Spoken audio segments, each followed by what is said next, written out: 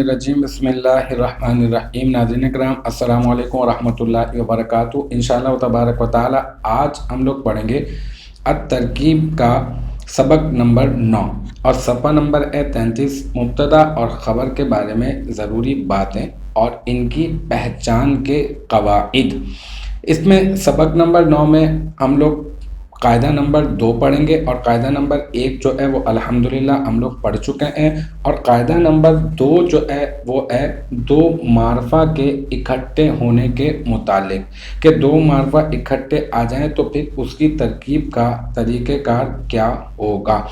तो इसको याद रखने के लिए और समझने के लिए अगर आप इसको तकसीम कर दें, क्योंकि कायदा ये है कि दो मारफा इकट्ठे आ जाएं तो आप तर्जुमा करके देखें कि मुकम्मल मफ़हूम हासिल हो रहा है या फिर नामुकम्मल मफ़हूम हासिल हो रहा है।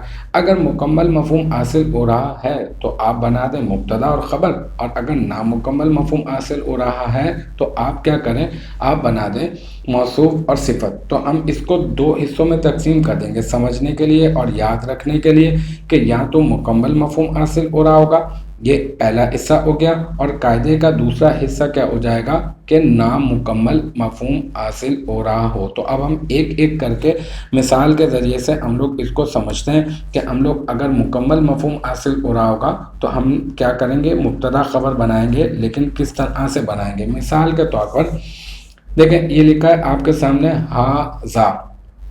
ये हाज़ा पर आप गौर करके देखें, ये हाज़ा क्या है, ये हाज़ा है इसमें इशारा, ठीक है, और ये जो इसमें इशारा है ये मारफा होता है, तो इसका मतलब ये एक मारफा हो गया।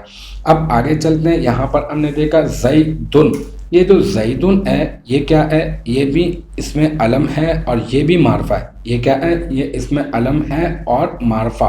तो अब हम क्या करेंगे, ये दो मारफा इकट्ठे आ गए, ये हाज़ा भी मारफा हो गया और ये ज़ैदुन भी क्या हो गया, मारफा।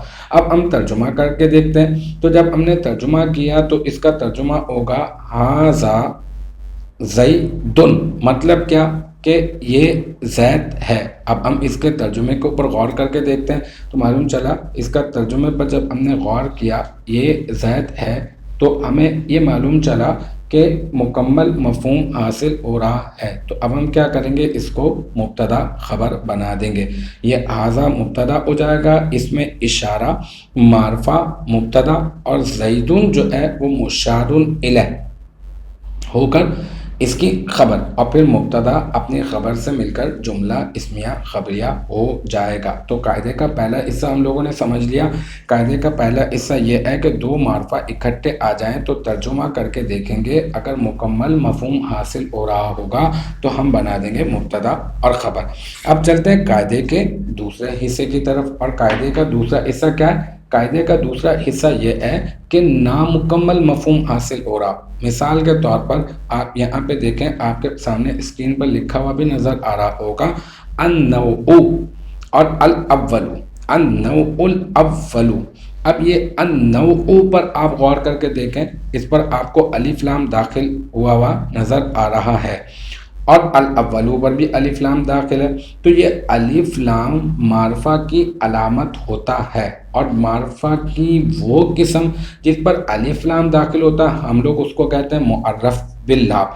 तो ये अन्नऊ ये भी मारफा है और अल अव्वलू ये भी मारफा। यहाँ पर दो मारफा इकट्ठे आ गए, नौ का माना है किस्म और अल अव्वलू का माना है पहली। तो अब तर्जुमा करेंगे तो इसका माना होगा पहली किस्म। अब इस तर्जुमे पर जब हम गौर करेंगे तो मालूम चलेगा कि नामुकम्मल मफ़हूम हासिल हो रहा है, पहली किस्म मतलब तो नामुकम्मल मफ़हूम हासिल हो रहा है। तो हमने जान रखा है कि नामुकम्मल मफ़हूम हासिल होगा तो हम क्या करेंगे, हम मौसूफ़ सिफ़त बनाएंगे। तो अन्नऊ को आप बना देंगे मौसूफ़ और अल अव्वलू को बना देंगे आप صفت اور پھر موصوف اپنی صفت سے مل کر مرکب توصیفی بن جائے گا۔ تو امید ہے کہ یہ قاعدہ آپ کی سمجھ میں آ گیا ہوگا۔ میں ایک مرتبہ دوبارہ سے میں آپ کو خلاصہ بتا دیتا ہوں ذہن میں رکھنے کے لیے کہ اگر دو معرفہ کبھی بھی ترکیب کرتے ہوئے اکٹھے آپ کو نظر آ جائیں تو آپ کیا کریں، ترجمہ کر کے دیکھیں۔ یا تو مکمل مفہوم حاصل ہو رہا ہوگا یا تو نامکمل مفہوم حاصل ہو رہا ہوگا۔ اگر مکمل مفہوم حاصل ہو رہا ہوگا تو آپ پہلے کو مبتدا اور دوسرے کو خبر بنا دیں گے، اور اگر نامکمل مفہوم حاصل ہو رہا ہوگا تو آپ پہلے کو موصوف اور دوسرے کو صفت بنا دیں گے۔ جب مبتدا اور خبر بنائیں گے مکمل مفہوم حاصل ہونے کی صورت میں تو پھر مبتدا اپنی خبر سے مل کر جملہ اسمیہ خبریہ بن جائے گا، اور جب نامکمل مفہوم حاصل ہونے کی صورت میں جب آپ موصوف اور صفت بنائیں گے تو وہ کیا بن جائے گا، مرکب توصیفی بن جائے گا۔ تو امید ہے کہ یہ قاعدہ آپ کی سمجھ میں آ گیا ہوگا۔ انشاءاللہ تبارک و تعالی نیکسٹ ٹائم اگلی ویڈیو کے ساتھ ملاقات ہوگی۔ آپ اپنا بہت خیال رکھیے گا۔ وآخر دعوانا ان الحمدللہ رب العالمین۔